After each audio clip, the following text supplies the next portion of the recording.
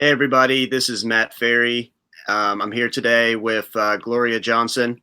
She is a state representative out of Knoxville area, and we're going to have a conversation about what's been going on lately. The Our state representative hold out on of one second. Knoxville Sorry. area. There we go. All right, got to mute myself.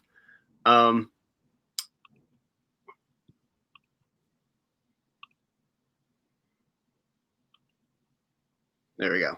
Okay, sorry about that. No worries.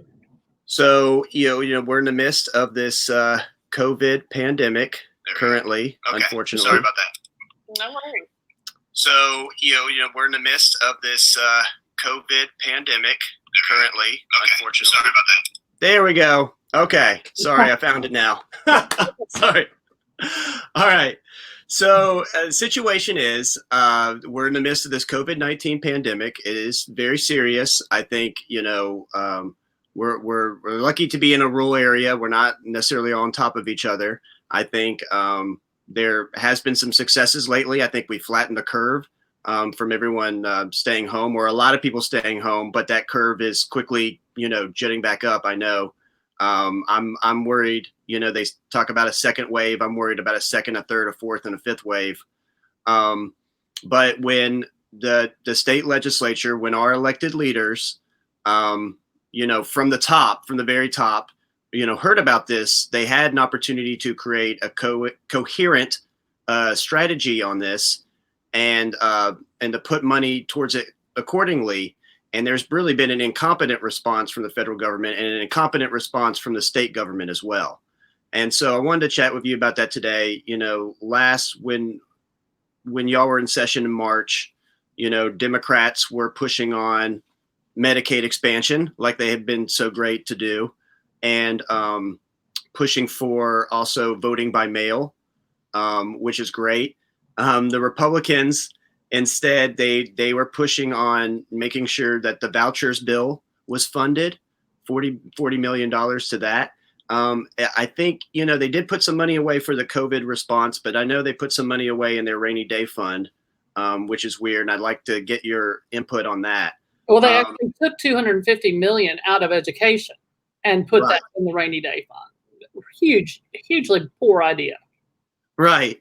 And when it came to the voting thing, they said we can have super sites instead of voting by mail, which is a terrible thing to have during a pandemic, of course.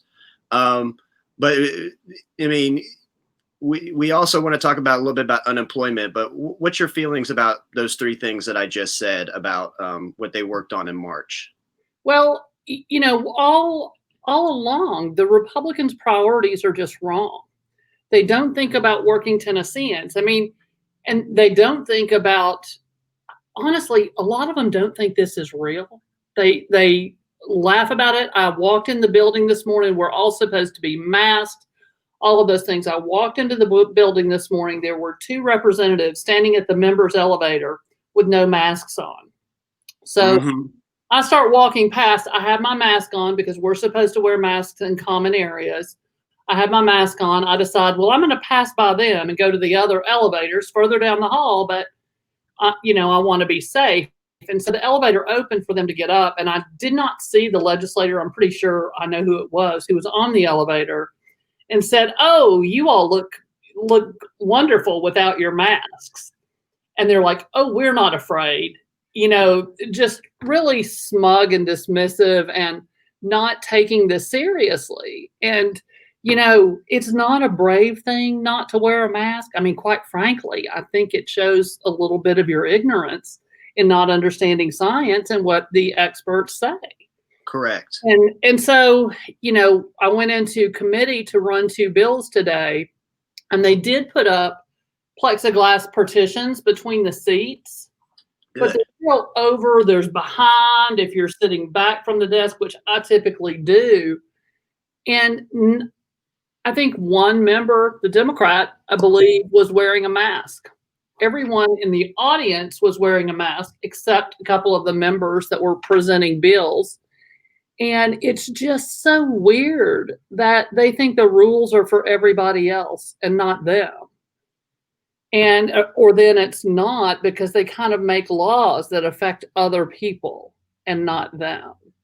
And Right. so it's quite interesting, and it's not about how tough you are by not wearing a mask. It's really about how little you care for your fellow man. Right. That's what I'm hearing. And I made a tweet about it. I talked about when I came in and what they were doing and saying, and people were just like, oh, I'd cough on them. Well, the reason I'm wearing a mask is because I don't want them to get sick. My mask doesn't protect me, it protects them. And we can disagree, and I cannot think that they're acting very adult or very intelligent, but I don't want them to get sick. Right. They don't seem to have concern for other people. They just don't. And there's a limit of 3 to an elevator, and the elevators are marked, but not the member elevator. And everybody who comes in the building, their temperature is checked, but not the members. Well, there's 132 members in the building. If you're not checking our temperature, what is the point of checking anybody's temperature? And it's just like as if they can't be bothered by it. Me and Bo got in about the same time on Tuesday when we were supposed to come in, and we parked in the garage, and he goes, well, I heard they're not taking temperatures at our doors, so we need to walk around to the front door. And so we start walking around because we were trying to be responsible and get our temperatures taken. Oh, no, members don't have to do it. And I just thought, what's the point? Because a lot of the members could care less. They couldn't care less about wearing a mask and social distancing. And they're right up next to each other in the hallways and all of that stuff. It's just kind of shocking to me that you can ignore what the experts are saying. But then again, on the other side of that coin, what you were talking about at the national level, where there's no cohesive plan.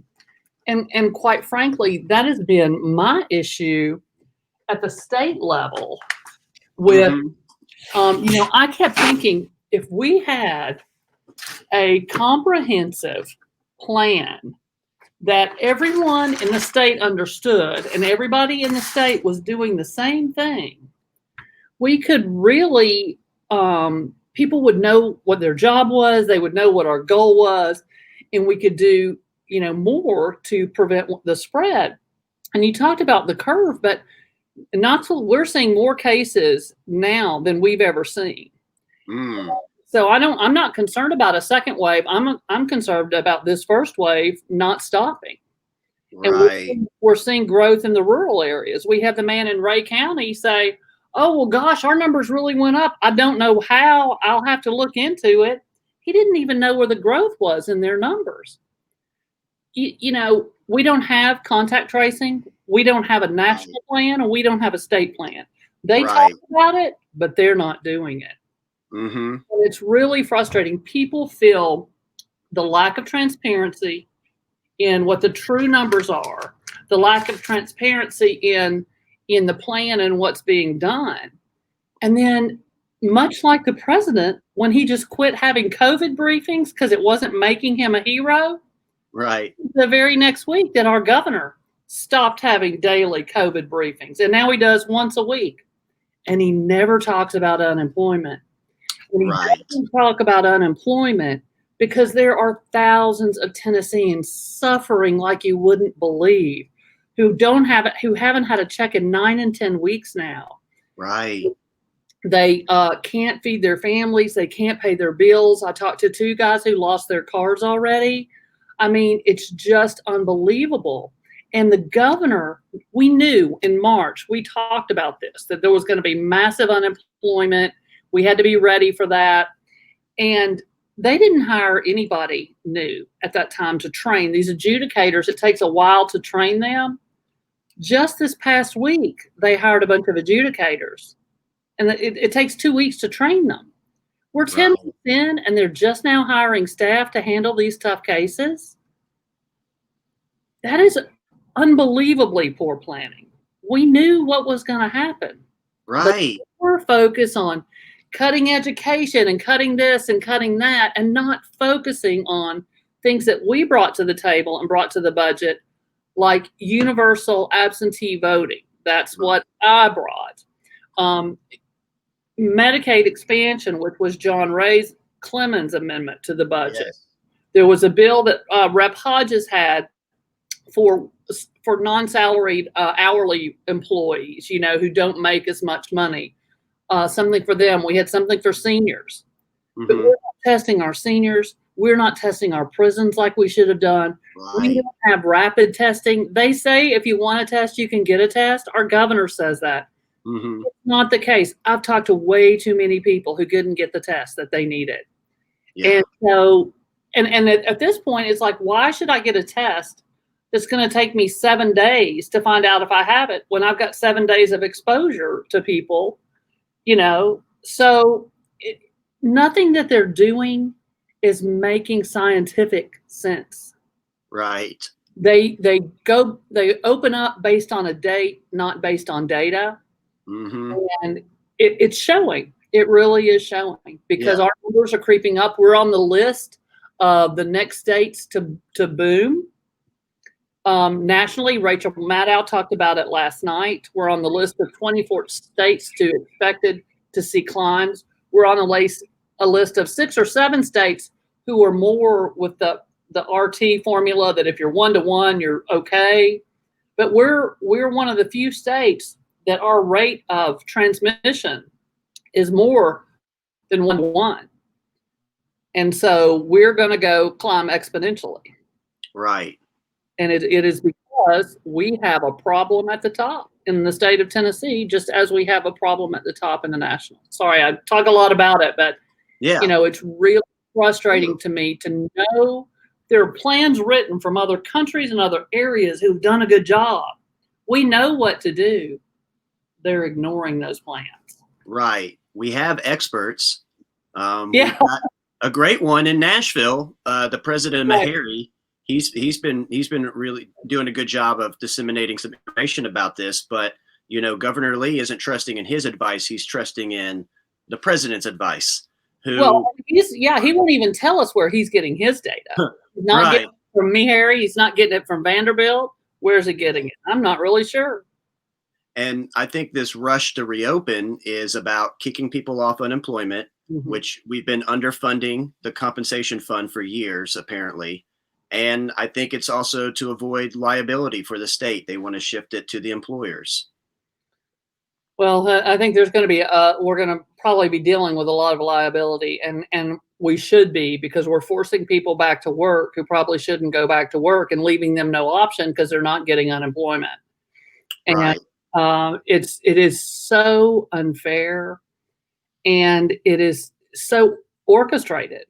I mean, it is unbelievable, the partisanship of these folks where wearing a mask, which every doctor and scientist, well, most, 95% of them say that we now know that they help. Because there was a time when they weren't positive it really helped, but now they know social distancing, wearing a mask, washing your hands, and taking temperatures, all those together, they just killed it in New York. They're dropping theirs. They were tight. They were serious about it, and they dropped it way down. We were serious about it. Well, we weren't even serious because the governor didn't mandate it. He suggested it. Right.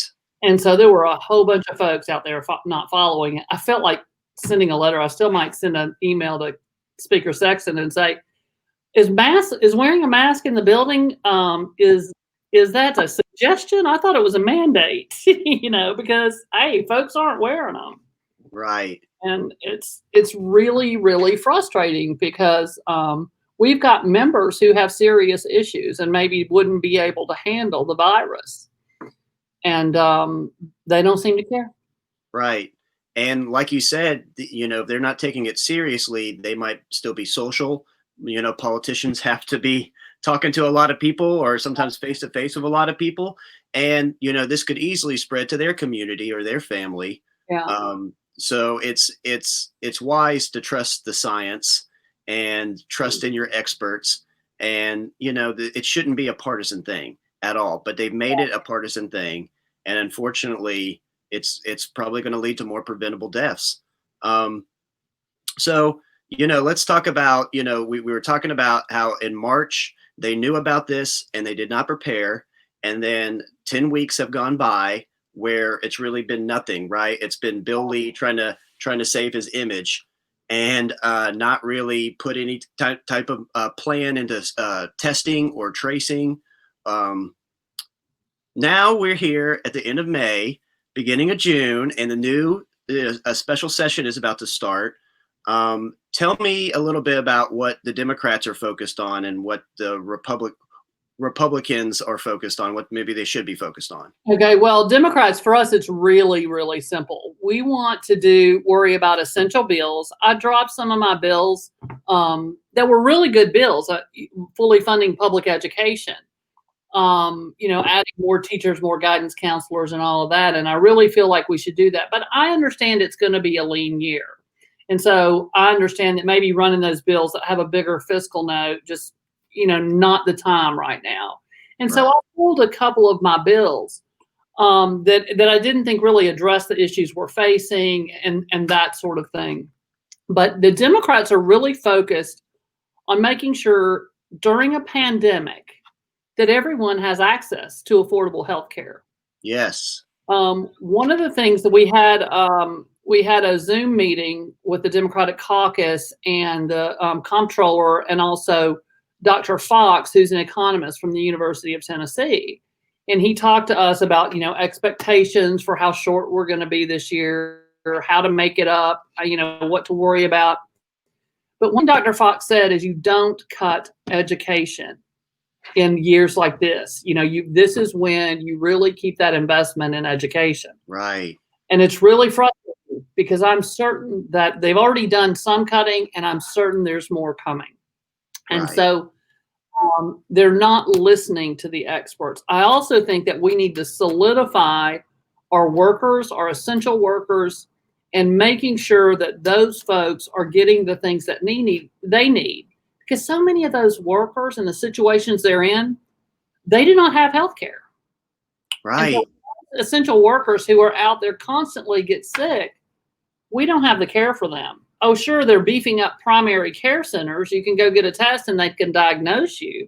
But if you have to go to the hospital, you're out of luck. You seem to lose your home and everything else because that's tens of thousands of dollars. Yeah. And so we've got to if Medicaid expansion was meant for any time in the world, it was certainly meant for a pandemic. Right. It's literally a no-brainer, which begs the question, what are the Republicans doing? Somebody called me today and asked me about it. Because she was from another state and has moved here. And she said, what is their reasoning? I said, they don't have an answer for the reasons not to expand Medicaid. A couple of times I heard Speaker Sexton say it was socialism. That was one answer. But the reality is it is massively successful in every state that's done it. Yes. People have gotten back to work because they were able to get the care they needed. In Ohio, the Republican governor expanded the first year that they could. People got on the rolls for insurance. They had a massive opioid issue, just like we do here in Tennessee. With Medicaid expansion, they're able to treat 96% of those folks in Ohio with opiate issues. Wow. In Tennessee, we treat 13%. Wow. Hospitals, rural hospitals are staying open. We're number 1 or 2 in the country in rural hospital closures. You've got a pandemic and these people have no hospital to go to. What are you thinking? And so the governor is taking out of our regular budget $10 million to boost up these rural hospitals. If he took the Medicaid expansion dollars, all those tens of millions go back in our budget. We don't have to use them for that because Medicaid expansion does. So they're wasting additional money trying to boost up put Band-Aids all over the state where we need medical coverage instead of taking that $1.4 billion that are Tennesseans' tax dollars coming back to Tennessee. And they're using on principle because it was a Democrat who passed the legislation. Right. That is how serious they are about putting politics before people. Yeah, absolutely. It's just amazing to me. And one thing that I heard when I went to my then state senators, Ketron and Tracy, was that they said the exact same thing when we talked to them about Medicaid expansion. They said, we can't afford it. We can't afford it. Well, it doesn't cost you a penny. Right. 90% of it is covered by the federal government, and the remaining 10%, to my knowledge, the Hospital Association of Tennessee said we will take care of the rest. Right, So right. There's no added cost to taxpayers there. Right. To the state. There's no added cost to anybody. And I think a point that you made on one of your live streams was Tennessee takes all kinds of federal money for all kinds of things, for parks, for all kinds of services that we need. And so to say, oh, we can't accept this federal money because we can't accept what did they say? We can't trust the federal government. Yeah. That's what they said to us. You know, they say that all the time. Right. Now we can't. Right. And right. They have, control over the Senate and over the White House, but they still don't trust the federal government. It's, they're having it both ways. And there's something there that is really true. If you watched Governor Lee when he was running for office, one of the things he would say, government can't fix things. Why are you running for a job that you think does nothing? And right. Oh, I get it. So you can do nothing and prove the government can't fix things. It can't when someone who is ineffective is at the head. Right. Government can make things better for the citizens. They can't fix everything, but they can create a climate where people have life, liberty, and the pursuit of happiness. Yes. And when we talk about liberty, I'm not saying you're right to go without a mask. I'm talking about a little inconvenience to make your community healthier. It's not like we're taking away your essential freedoms, for heaven's sakes. It's such a somebody compared it to, well, you have to wear pants. You're not screaming about that. You're free to go without pants. I mean, it's so ridiculous. This is ginned up, orchestrated. They traced it back to who all this, open back up people were all traced back to just a few particular millionaires and billionaires. Betsy DeVos was one of them. And then a lot of them were NRA related gun groups. But it's really ridiculous how they're doing all of this and making it seem as if, well, hairdressers and massage therapists have to come back because I need my services. It's not like to go back to work. They want people to serve them, Right. Well,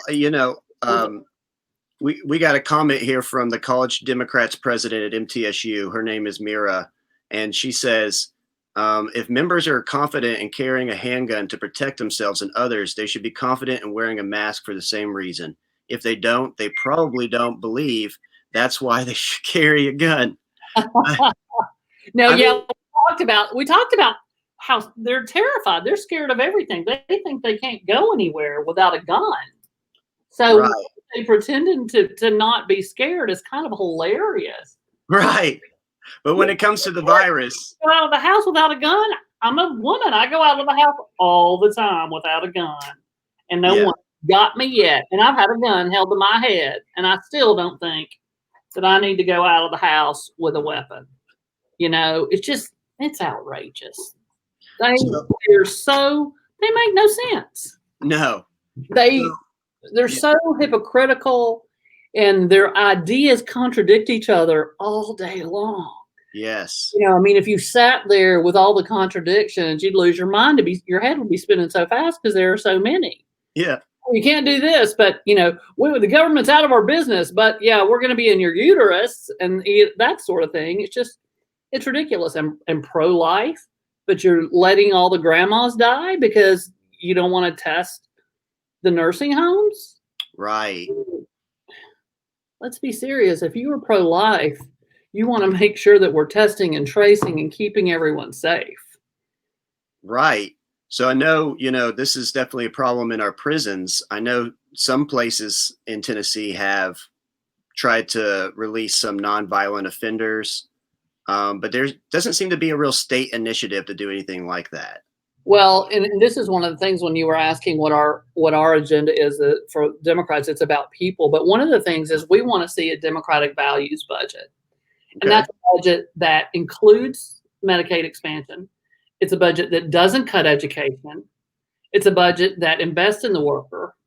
And it's also a budget that talks about things like where everything doesn't have to be how do we cut things out of the budget? How do we generate more income? And one of the ways would be by doing some criminal justice reform and releasing some nonviolent prisoners. Right. We save a lot of money in our budget by releasing people from prison who are nonviolent folks who would do fine out, getting back into the workforce and getting some training. And the other side of that is medical marijuana. Mm-hmm. Almost 80% of Tennesseans support it on both sides of the aisle. We could start allowing a crop to grow. It would make money for the state. We don't have to do so many cuts if we're generating more revenue.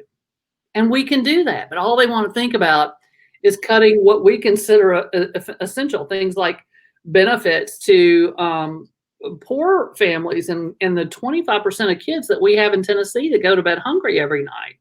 Right. They want to cut their education and cut the services in their schools. We want to keep all those services, but let's look at things in the budget where we can cut down. We have reserves. You don't want to spend down too much of the rainy day fund because next year, like you said, we might have more of the resurgence of the virus. But we can spend a little of the rainy day fund, and we also have reserves we can use. There are other funds that have money in them that we can use. Everything doesn't have to come out of education and healthcare and things like this. There were a bunch of tax loopholes that they gave in this past year's budget. Yes. And one of the things that really infuriated me was the biggest tax cut in the budget was a $21 million tax cut that went to one company, FedEx.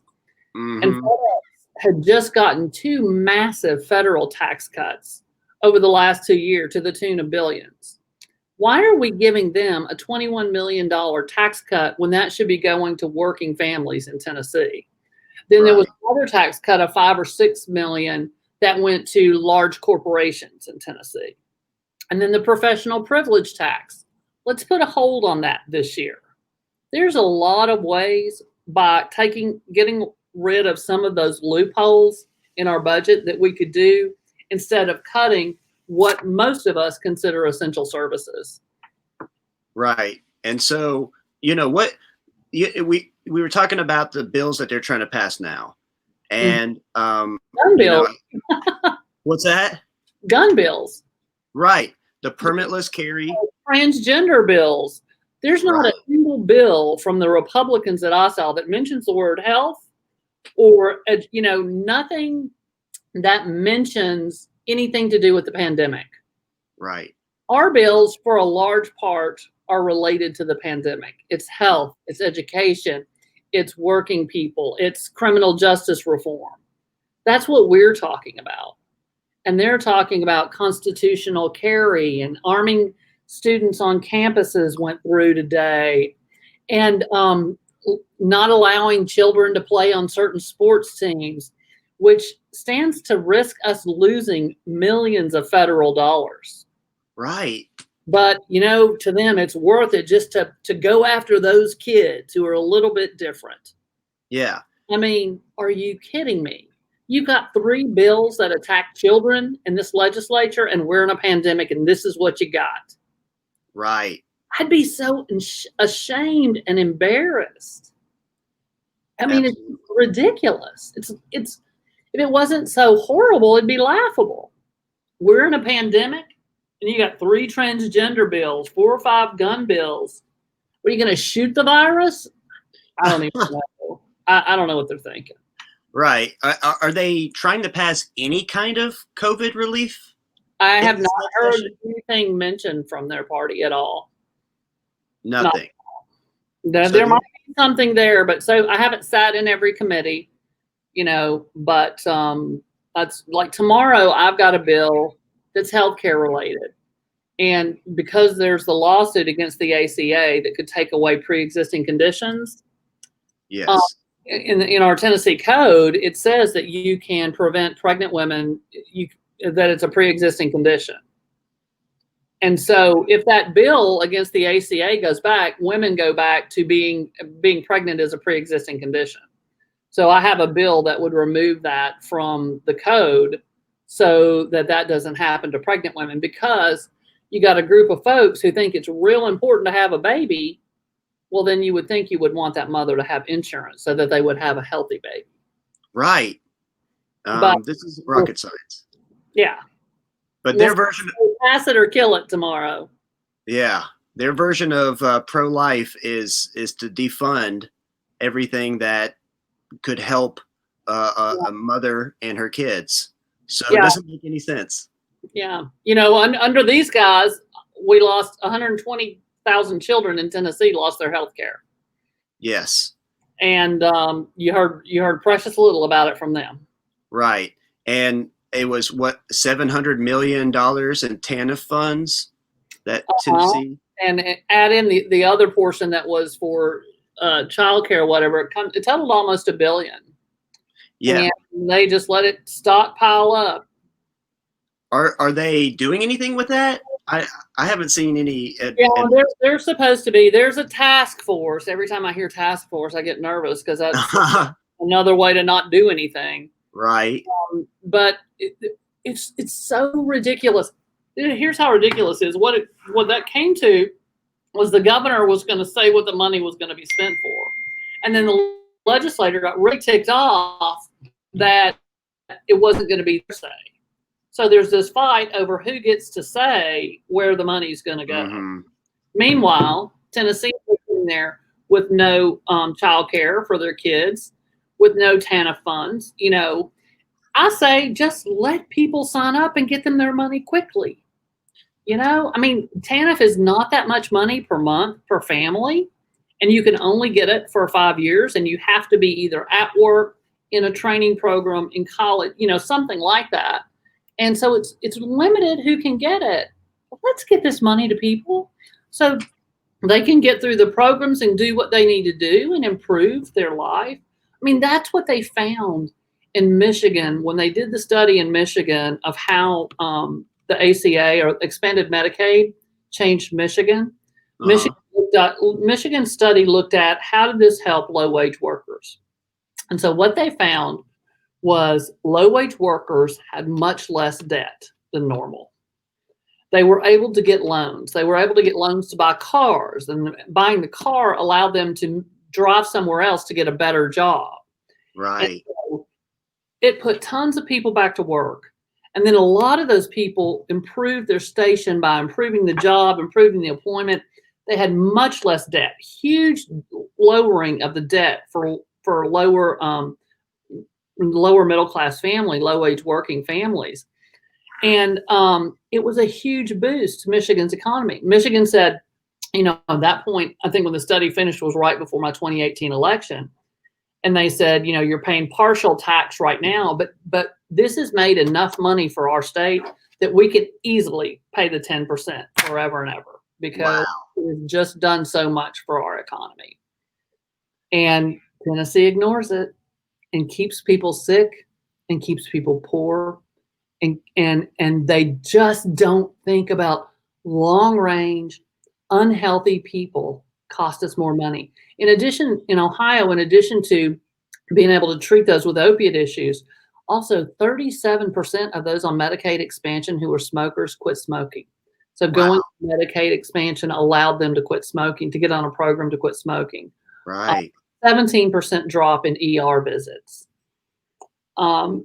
You know, these are things that we could be doing for hardworking Tennesseans who are in that bracket that don't qualify. They don't have health insurance at their jobs. They don't make enough to buy it, and they don't qualify for anything.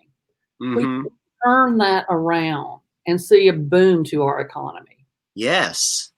And the economics is there, the math is there, the research is there. There are over 40 studies of how well Medicaid expansion is working everywhere. and they are ignoring everyone. Right. It's, not only the humane choice, it's an economically a good choice. Right. Yeah. Everybody always says, oh, don't use that argument. Use the economic argument. They don't care. Yeah. They really don't want poor people to have insurance. They don't want to be able to go to the same doctors they go to. Right. I really feel like that is the case much of the time. I mean, I really feel that. Mm-hmm. Well, I think they, my heart. Right. I think they hate upward mobility of any kind. Yeah. They despise the middle class. They want to take us back to a place where there's two classes of people. Yeah. And the thing, like, I just remember from even the first time I was in the legislature, which was 2013 and 14, and I'll remember a bill, and it was about the TANF funds. And so you get an EBT card with TANF. And so that's cash on your card. And it's only, at that time, I think it was $184 a month. And that's like if you had 3 or 4 kids, and that's what you had to buy shoes and clothes. It was not the food items, but it was stuff that you need for your kids, because you had to have kids to get that money. And it was just, one of the legislators was furious that they could get money out of an ATM with that card, that they didn't have to prove where they were spending it. Well, they're going to go to the strip club and they're going to go here. And so they were trying to get the debit cards, the TANF card, so you couldn't use it as a debit card. But the reality is, if you can use it as a debit card, you can go to garage sale and get a lot more stuff than you could get if you go to the store and buy new things. And so just trying to limit them, because I remember her saying one time in committee, well, I was at Starbucks with my mayor, and I saw a woman buying a Starbucks coffee with an EBT card. She had no business. And I thought, you little awful person. Yeah. I mean, grudging somebody, she might have had the hardest week ever, working, 50, 60 hours, and then going to school, trying to get training so she can get out of poverty, and decided to treat herself to a cup of coffee. Right. And you begrudged her. And first of all, they look like a debit card. So I don't know. I think she probably looked at the person and probably thought they had a card. But I was just like, I can't believe I'm sitting here listening to this woman sit in judgment of someone she knows nothing about. Right. I was disgusted. None of those people are living large on the tiny amount of on their $184 a month for 3 and 4 kids. Right. That's pitiful. That's not going to cut it at all. So I've got somebody here. He's mentioning about education. He says a year where children have lost 2 or 3 months of school year is no year to gut education dollars. We already have abysmal rural public education, and we don't have any more money for it. So what I want to ask you is, I read something that said about a quarter of school children in Tennessee have no internet access, have no broadband access. And this is a time when the classroom has shifted online. Is there any kind of movement on this in the state legislature? Are they working on this? You're probably not going to like my answer, because I don't think kids should be learning online. Okay. The vast majority of kids aren't going to learn online. There's some kids who can do well online. Small kids, if you don't have help at home, you're not going to be on online school. I mean, the reality is that then we have the kids with no internet. Then we have the kids who aren't computer savvy and have nobody to teach them. Then we have special needs kids who can't learn on the internet. And so what you're going to have with internet learners are privileged kids are going to be the ones who learn, and the other kids are not going to go anywhere. It's not an answer. Yeah. So, there might be a time where for a time you're going to have to do that, but you have to understand that there's going to be a whole lot of kids that are totally lost. Right. Because there's nothing you can do. And so we've got to do the best we can to make schools safer, have smaller class size, find ways to do the social distancing and all of those things. I think we can have ways to make our schools safe. And we need to invest whatever monies it takes to do that. Yes. But I'm not a big one on computer learning. I'm sorry. If you go in the best schools in the world, like in Finland, Mm-hmm. they look like a 1950s classroom. There's no computers in there. Yeah. And so, you know, it's not the answer. It might be a temporary answer, but way too many kids are never going to learn on the computer. And so that might be I don't know if I could say it'd be a solution for 50%, quite frankly. So we've got to figure out a way to make it safe. Yeah. And that's always been the problem, the whole shut down forever and send kids out of school and all that. Nobody wants us to shut down forever. Mm-hmm. I'm ready to open up, but let's open up with rapid testing and a serious contact tracing program and testing, taking temperatures of everybody coming in a building and all of those kinds of things. Let's do smart. Let's do it like the countries have been successful, gotten back to work. And you know, you have to revisit maybe what your workplace looks like. Mm-hmm. And I think a lot of people found that they could actually work from home effectively and maybe keep some of that up. But yeah. We might have to change how we do things, but we've got to be really careful about thinking that online learning is a solution, because just too many kids, it's just not going to work for them. Right. It's not the only solution. And, you know, there's other services that our schools provide for, you know, kids, right, including mental health services. And that's much needed right now. And a lot of kids aren't getting that. Right. And that's what, you know, I think we need to beef up our schools with, you know, in a lot of our struggling schools, smaller class sizes, more social workers, more mental health workers. And then that's the $250 million that they took out of education to put into the rainy day fund.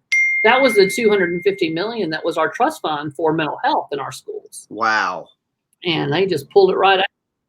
And I can't say that we've ever needed it more than right now. I don't trust that rainy day fund. I think that when it's really, really rainy, they're going to use it on helping their business buddies out more so than helping see. Yeah, corporate buyouts. You know, this corporate slush fund, which a whole lot of that fast track fund. When I brought my amendment to have universal absentee voting, and I way overestimated the cost and it was like 15 million. And I said we could take the 15 million from the fast track fund, because the fast track fund had a $90 million overage from the last year that we didn't use. And then they just added 60 million more. And I'm like, why can't we take 15 million out of that fund to do the absentee voting so people can stay safe? Oh God, we can't take from the fast track fund. And that thing is a fund that Haslam created to give, you know, it's a corporate slush fund is exactly what it is. He gave money to companies that owed millions in EPA violations and things like that. You know, don't give that money to bad actors. Let's give it to people who need it. Mm-hmm. And they had a secret little slush fund for bribing those legislators on the voucher bill. Bribes, yes, they did. $4 million that's frozen. I haven't heard about that one lately. If it's unfrozen, you know, is there an investigation? Not an investigation. But I can promise you there was at least one felony committed, because there was a bribe to Representative Wendell to change his vote to be given the rank of general. That happened. Yeah. And how we're not talking about that every day, all day, I will never know. Right. Because to me, that was one of the, I mean, I've got a list of the most disgusting things I've ever seen in the legislature. That's in the top 3. I bet you have a novel. To me, that's like selling a piece of America. You know, I mean, those are our core values, our military. And you just sell a rank for a vote to take away tax dollars from public schools to go to private schools. What kind of sick individual do you have to be to think that's acceptable? Right. I don't know. So I do have a question. We did kind of touch on this, but I do want to kind of clarify this. I have a friend who's saying, what has the governor done to implement rapid testing and what's being done to prepare schools to open back up. He's pretty much done next to nothing. Correct. As far as I know. And there's money for that. We got federal CARES money, the CARES Act money, to go to our schools. I think Knox County used their CARES Act money to buy computers for every kid. Well, every kid doesn't have internet. Well, okay. Right. So I'm not sure what that's all about. But what we did find out too is our school budget is going to be $4 million short. So we're cutting staff. So it's time when we should be investing in those schools. We're literally in Knox County are having to cut staff. Wow. And that's just unacceptable to me. And yes. We have got to do something. I mean, they're right. We've got to make our schools safe, because if parents don't feel comfortable sending their kids, that's going to be a horrible situation. We have to make sure that the teachers feel comfortable, that the kids feel comfortable, and the kids' parents feel comfortable sending their kid off. And I think we can do it. And I think that's like, we have to beef up the custodial staff for one thing. And we have to take every kid's temperature, get a temperature gun and take every kid's temperature when they come in the morning, and make it very clear that if they don't feel good, they need to let somebody know, and do as much social distancing as you can. Kids are really, if you're straight with the kids and you have a routine and they understand it and they understand why it's important, they're really great at being a team player. Right. They're brilliant, and kids are kind of amazing at dealing with things, sometimes better than adults, quite frankly. I think that I've had classrooms that would have dealt with this better than some of the legislators I saw this morning. So, that's just the reality. Kids are pretty awesome, but you have to trust them, and you have to tell them why they're doing what they're doing. They're cool. They can handle it, and they'll be on board, and you can make it almost a game, where it's like, oh, you can't get within this far of the next person and whatever. But for as long as we might need to do that, but you can do it. You can't do anything perfectly. I have a friend who's a doctor, and I was like, oh man, I went up to a friend and, forgot, and I hadn't seen him in so long that I hugged them, or they hugged me and I hugged back. And then it was like, oh no. And he goes, nobody's ever going to be perfect. You just do the best that you can. And every bit that you do makes a difference, So of course, kids aren't going to be perfect, but they'll try and they'll give it their best, So right. Let's all get out there and work together and not make fun of somebody because they're wearing a mask, and nobody's afraid. Some people are just smart and they respect this virus because they know what it can do. Right. So to sum up, there's no coherent strategy from the federal government. There's no coherent strategy from the state government overall. There's no strategy to slow this in our nursing homes, in our senior living facilities. There's no plan to slow this in our prisons. I think Ray County, that was an immigrant farm. There's, we've heard next to nothing about that. That was immigrants. It was almost as if the same way with, oh, well, that's prisoners, or, oh, those senior citizens. Folks, those are people. And they're all have every right to live as long as they need to live. And right. Take every life is precious. Right. And it's not just a humane choice to help these people. It's an economic one too, because they're picking our fruits and they're, service people. They are on the front lines of they're doing the work that nobody else will do. Right. Right. And I really just don't want to hear it anymore, because I don't know. It's funny, teaching high school for so long. When I was in high school, we worked fast food and, whatever job you could get. And kids today are like, well, I'm not working fast food. It's like so bizarre. I mean, I know a lot who do and who have and are great, but I do hear that from some of the more privileged kids. And I'm thinking, whoa, you going to go be CEO at age 17? That's nice. Right. But you got to start somewhere. Yeah. And if I needed to go work fast food today, I don't think I'm too good to go work fast food. Right. I used to do it all the time when I taught growing up when I was in college and at the end of high school, I worked in a movie theater. So I had friends that were managing movie theaters. So in the summer, I'd go work the concession stand in the movie theater. I didn't care. I mean, I had fun doing it. I made some money. Yeah. Nobody's too good for any job. And if you think Right. you are, you better take a close look at yourself. Yeah. So I've got kind of a snarky question right here, but it's pretty funny. It's, will children have temps taken before or after active shooting practices? So right.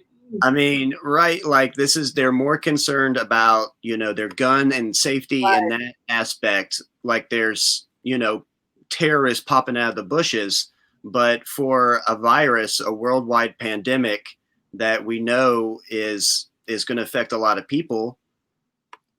Yeah. They're silent.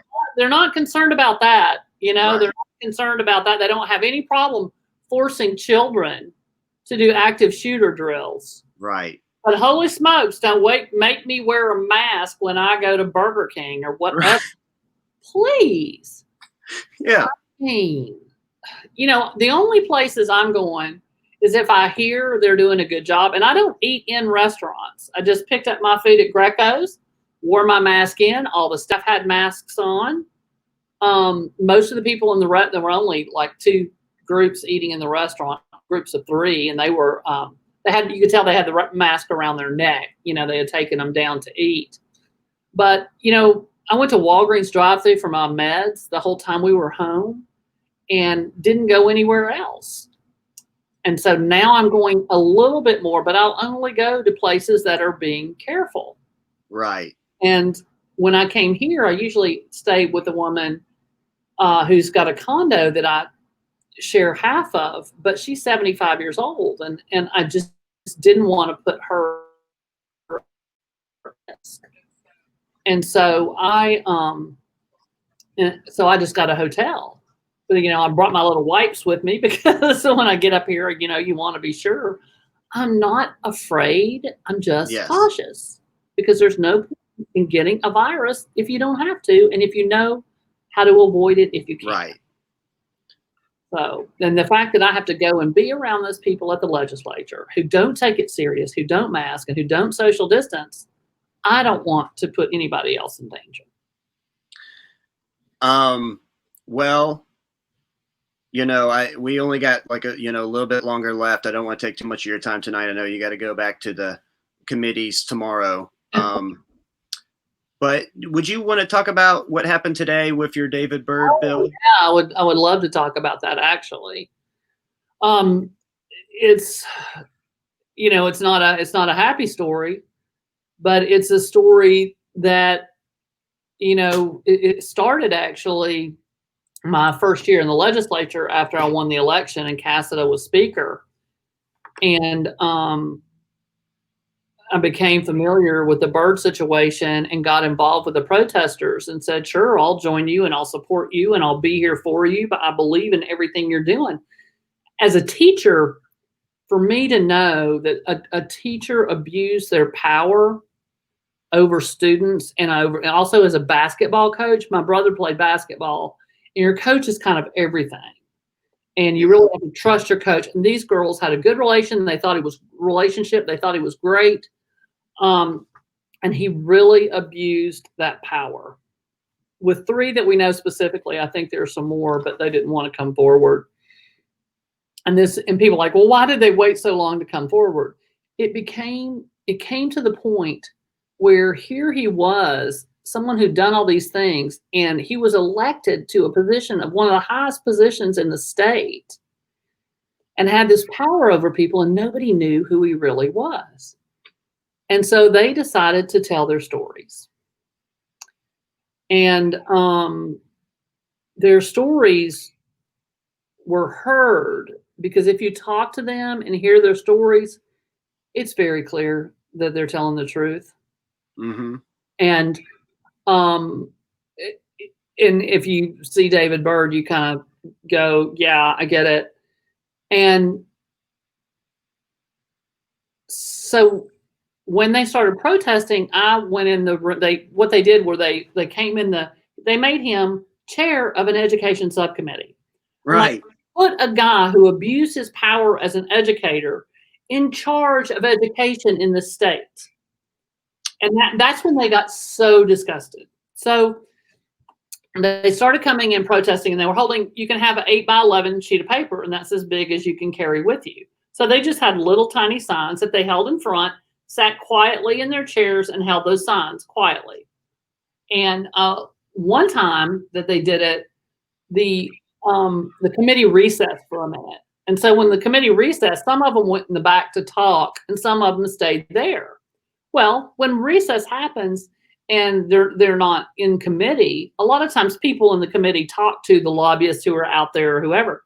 So some of the women tried to talk to some of the committee members there. Well, then they sent in security to drag them out. And I was there with them. I wasn't holding a sign. I was just sitting right behind them in the committee, just supporting them, quietly supporting them. And then there was a situation where the speaker would not call on me on the House floor during a bill. And I went to his office, made an appointment with him at his office to ask him why he did that. Mm-hmm. He said, well, it's because you organized the Byrd protesters. Huh. I said, no, I didn't. I said, I participated with them. I said, I don't have time to organize. I'm kind of busy. And I said, but I absolutely support them. And I said, are you telling me I can't go in there anymore?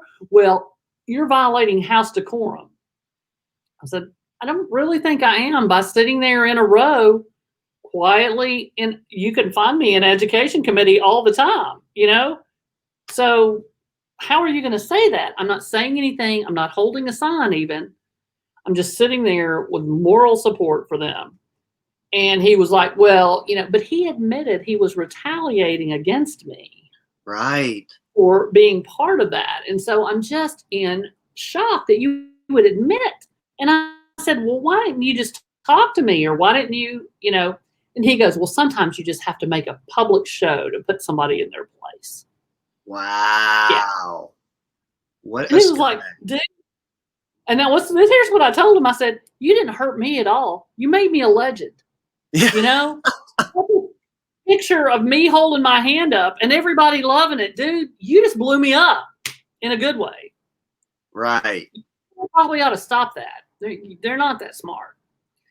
And so, you know, every time they do something like that, it has some sort of backfire. It's ridiculous. But that's who he was, and that's how he led. And so, you know, people got worse and worse, and then of course he got removed. And at the time he removed him, I thought, well, why not have a resolution to expel Representative Byrd? So I brought a resolution, and in talking to some of the Republicans, they didn't like it. He was there. They're embarrassed by it themselves. You know, you think, well, maybe there'll be some bipartisan support on this. And of course, I made the motion to do it, and Curcio, Representative Curcio, stood up and, we're going to move this to the table. I don't think that we should do it this way. And gave this long speech on how he would immediately, as soon as the speaker said he would immediately do an investigation through the Judiciary Committee. And he spoke for 5 minutes, it's all on tape, about how he would do an investigation on this situation through the Judiciary Committee. Okay. I was like, well, we got that. You know, he can't back up on it because it's all on tape. Well, so this year in January, I go to him and I say, what about the investigation? I thought it was going to be immediate, maybe, you know. Well, he goes, well, we have to have another bill to do an investigation. And I said, that's not what you said on the floor. I said, okay, I'll go write another bill. Yeah. I did. And I said, okay, I've got the bill. Now what? Does the investigation start? Well, it has to go through Constitutional Committee. Wait, but you didn't tell me that before. You said Judiciary. No, it has to go through he put it through the one subcommittee that has only one Democrat, so you can't get a second. Uh-huh. So I head into that committee today, and I'm talking to Bo. He's the Democrat on the committee. And he goes, I think Curcio will give you a second. And I didn't really, I didn't have a lot of faith in that, but Yeah. I'm like, okay, we'll give it a shot. So I'm sitting there and I was like number 22 and 23 on the bill list, but a lot of people had dropped their bills and drew their bills, you know. And so it got to me pretty quickly. But what I noticed is right before it got to me, Curcio took a walk.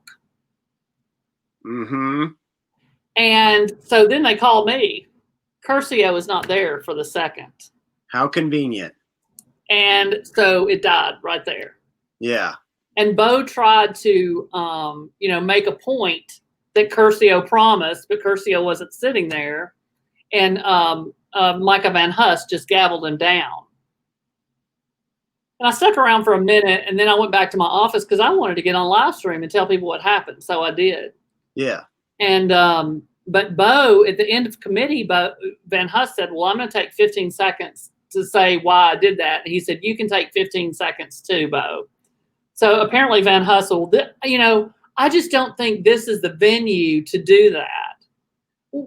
When do white men stop telling sexual assault victims where and when they can talk about their issue? Give Right. a break. I mean, that makes me want to explode. Yeah. How dare you? Curcio, Sexton, the speaker Sexton, and Curcio and Van Huss all have precious little girls. Mm. How can they do that? Do they think their girls are immune?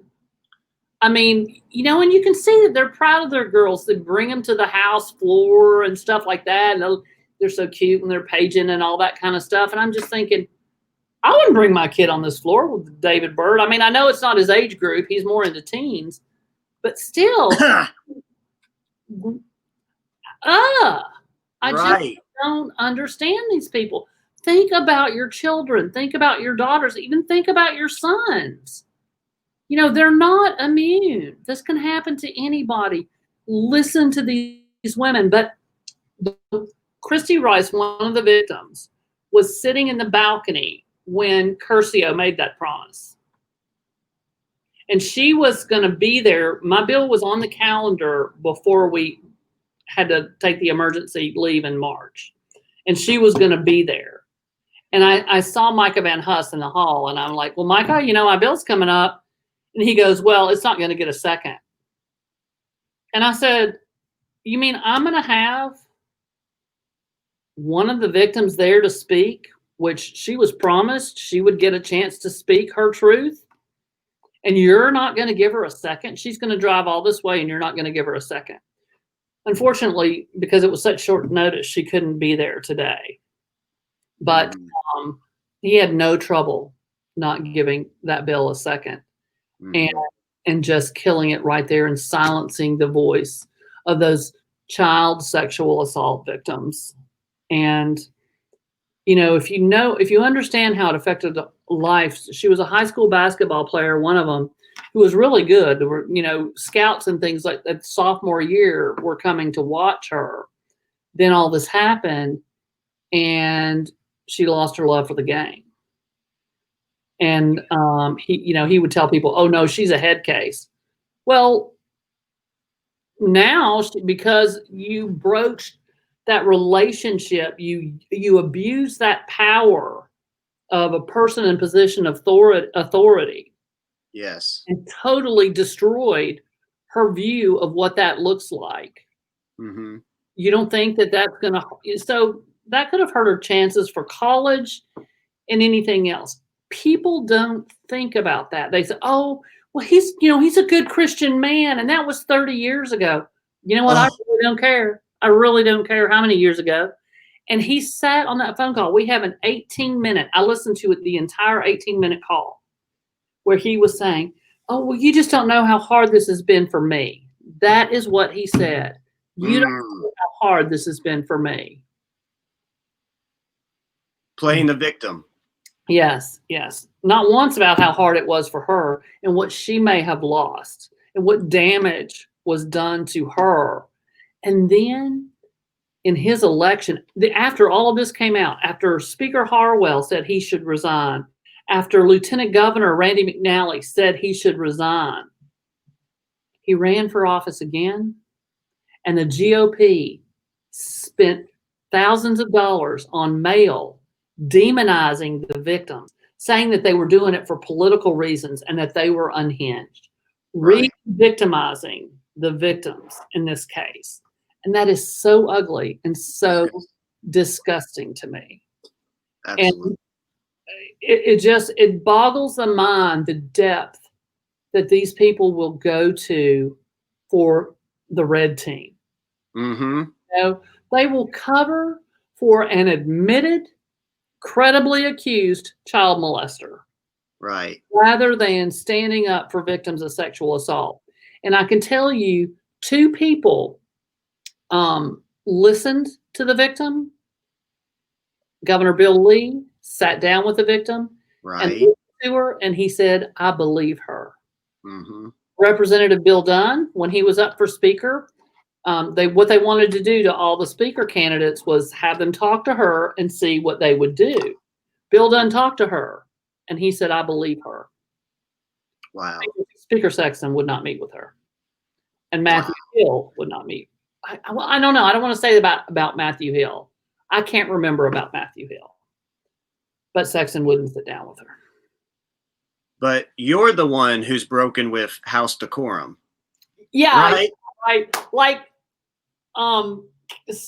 Cassida, we find out all the stuff he's doing. Right. Taping my office. He's got a spy on me. He's texting just racist stuff and sexual stuff. His assistant's doing coke off the desk. Mm-hmm. I'm violating office decorum. Yeah, we had a big old laugh about that. And Jeremy Durham, Right.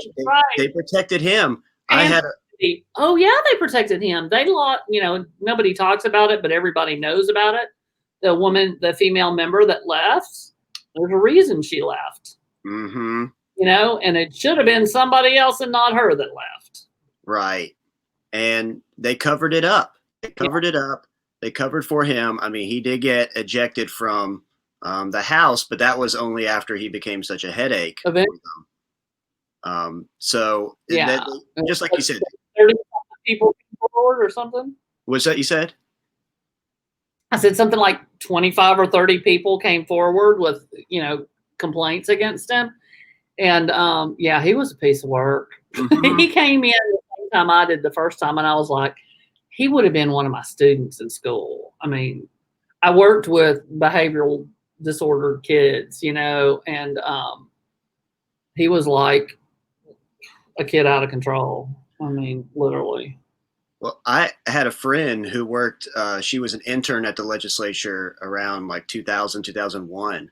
Uh-huh. And he wasn't an elected official at that time. He was just a staffer or an aide. And, but, she said on day 2, they say, watch out for this person. Don't be alone in an elevator. And she said they named Jeremy Durham. So they knew for years what kind of stuff he was doing. It was funny when we had initiation. We have a training that we do at UT at the Baker Center. It's a really cool training. And so all the legislators went. It's in January, right before we start session. So it was snowing. And we had a dinner at the football stadium at UT, and we got to go in the locker room, and we had dinner in the president's box, in the sky box at UT. So that's kind of cool. But we were all going, they were like, oh, we're going to take you in the locker room, but be sure not to touch anything. We've got recruitment day tomorrow. All the recruits are coming. It's all set up. Just, go and look all you want, take pictures, but don't touch anything. So we go in there, and he goes running up to the little Peyton Manning shrine, picks up the helmet that was Peyton Manning and puts it on his head. And, take my picture. Take my picture. Just didn't register. Then we go back to into the other room, which is next to the field, and it was snowed. So the field was beautiful. It was solid white. And the guy, whatever you do, don't go out on the field, because every place you step your foot, the grass will be brown. So do not go out in the field, on the snow. There he went, running out the door onto the field. Take my picture. Take my picture. I mean, I was just like, y'all, this boy ain't right. Yeah. This is not a man. I don't know what this is, but, just maybe he was doing, I don't know if he was doing, I don't know, but it was bizarre. It was the most bizarre thing I'd ever seen. I was like, this guy got elected to what? Right. And he was getting, he was sexually harassing, sexually assaulting women at the legislature. I remember there was one story. The girl was not underage, but she was underage to be drinking. Funny, yeah, right. And he gave her beer, yeah. Right. Went out and got her drunk and then had his way with her in the office. Yeah. That's okay. That's apparently house decorum, according to, Cassida, Glenn Cassida and Beth Harwell. Hmm. But, well, thank you so much for your time. Just to let you know, I've got a lot of people on here who love you. Mariah Phillips says you are a legend. I'm right. Dion Rogers, you know her. Oh, yeah. She said, thank you so much for fighting, against David Byrd. So that fight's definitely not over. But thank you so much for being on here today, for talking with me about what's going on, and I'm very eager to see. Absolutely. What you're working on. Join us. Yeah, we are very lucky to have you. I mean, well, thank you. To be blunt, not every Democrat is created equal, and so we're glad to have you. You're a fighter in the legislature, and thank you so much for everything that you do. Absolutely, absolutely. Good luck to you. All right, thank you so much. See ya. All right, thank you everyone for joining us. Have a good night. Good night, everybody.